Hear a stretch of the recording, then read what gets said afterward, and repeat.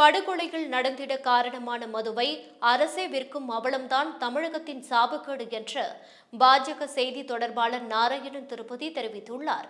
அவர் வெளியிட்டுள்ள அறிக்கையில் 2022, 2023, 2024 ஆகிய ஆண்டுகளில் மதுவால் ஏற்பட்ட சில தற்கொலைகள் மற்றும் கொலைகளை பட்டியலிட்டுள்ளார்.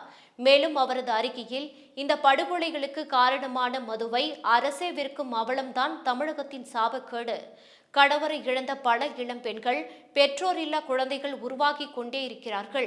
இந்த கொலைகளை தடுத்து நிறுத்த முடியாதவர்கள், முயற்சிக்காதவர்கள், நீட் தேர்வுக்கேற்ற முறையான தரமான கல்வி முறையை அளிக்காத காரணத்தாலும் மன அழுத்தத்தினாலும் நடைபெறும் தற்கொலைகளை தடுத்து நிறுத்த வேண்டிய முயற்சிகளை செய்து இந்தியா முழுவதும் தமிழக மாணவர்கள் மருத்துவக் கல்லூரி படிப்பதற்கு உண்டான வழிமுறைகளை செயல்படுத்தாமல் நீட் தேர்வையே ரத்து செய்ய வேண்டும் என்று கூக்குரலிடுவது கண்டிக்கத்தக்கது.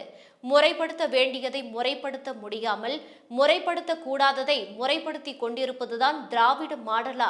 இந்த கொலைகளை தடுத்து நிறுத்த முடியாதவர்கள், முயற்சிக்காதவர்கள், நீட் தேர்வுக்கேற்ற முறையான தரமான கல்வி முறையை அளிக்காத காரணத்தாலும் மன அழுத்தத்தினாலும் நடைபெறும் தற்கொலைகளை தடுத்து நிறுத்த வேண்டிய முயற்சிகளை செய்து இந்தியா முழுவதும் தமிழக மாணவர்கள் மருத்துவக் கல்லூரி படிப்பதற்கு உண்டான வழிமுறைகளை செயல்படுத்தாமல் நீட் தேர்வையே ரத்து செய்ய வேண்டும் என்று கூக்குரலிடுவது கண்டிக்கத்தக்கது.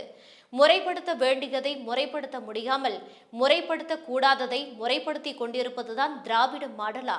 செய்தக்கு அல்ல செய்யக்கெடும், செய்தக்கு செய்யாமை யானும் கெடும் என்ற வள்ளுவரின் வாழ்க்கை நினைவில் கொண்டு செயல்படுவாரா முதல்வர் ஸ்டாலின் என்று நாராயணன் திருப்பதி கேள்வி எழுப்பியுள்ளார்.